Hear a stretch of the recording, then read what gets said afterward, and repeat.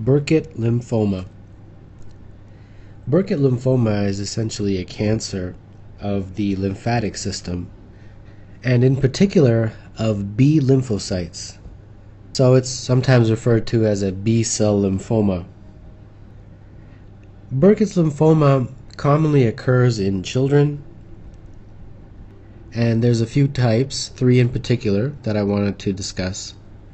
The first one is known as endemic type of Burkitt's lymphoma, and this type is seen mostly in Africa, in particular the central region of Africa.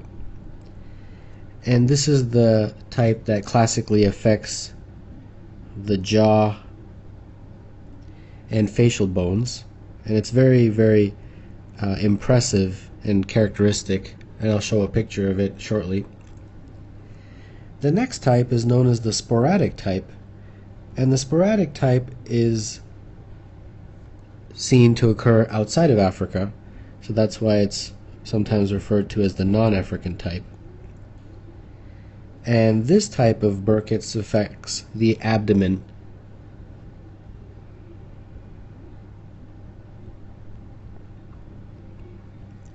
And in particular, the ileocecal region.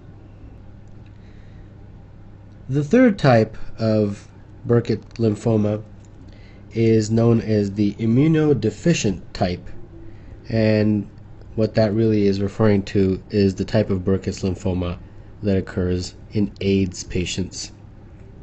So those are the 3 types of Burkitt's. Burkitt's lymphoma is a very rapidly growing tumor due to the rapid proliferation of the B cells and macrophages. And Burkitt's lymphoma is a chromosomal translocation, and in particular the translocation that they test often involves chromosomes 8 and 14. So please remember that.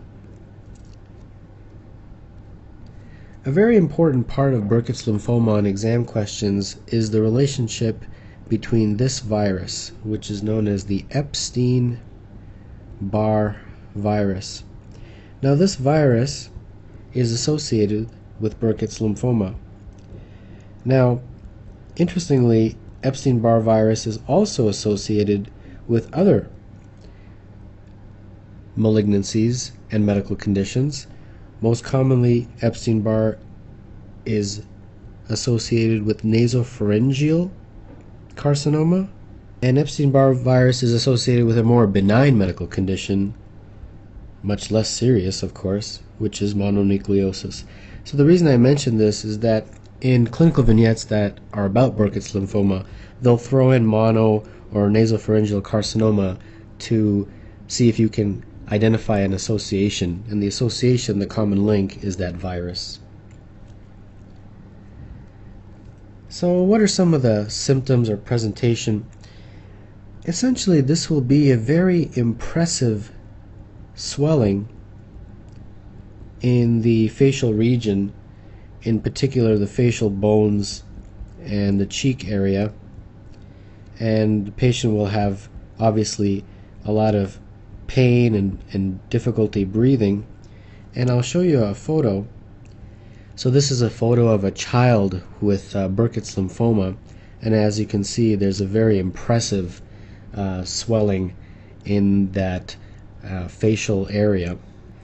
In terms of diagnosis involves a biopsy of the tissue or lymph node, and what you will see is a very characteristic pattern of macrophages known as starry sky appearance, and I have a picture of that, and this is what it looks like. It's very characteristic on pathology. And the treatment of Burkitt's involves chemotherapy. So let's take a look at a few clinical vignettes. A patient complains of difficulty breathing through his nose and bony pain in his cheeks near his nose. Physical exam and CT of the head reveal mass lesions involving the nose, pharynx, and sinuses. CT-guided biopsy demonstrates a non-keratinizing squamous cell carcinoma. Which of the following disorders is associated with the same oncogenic virus that is likely cause of this patient's cancer? Well, this is a straightforward question. It came with a photo, and the photo I just showed you here, and it's very characteristic presentation of Burkitt's lymphoma.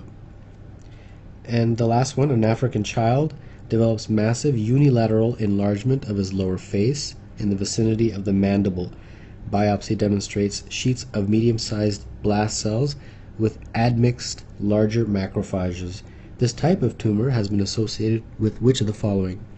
Well, they're describing Burkitt's, but they want you to choose which type of virus, and we know that the virus is Epstein-Barr, and the chromosomal translocation involved in Burkitt lymphoma is T814.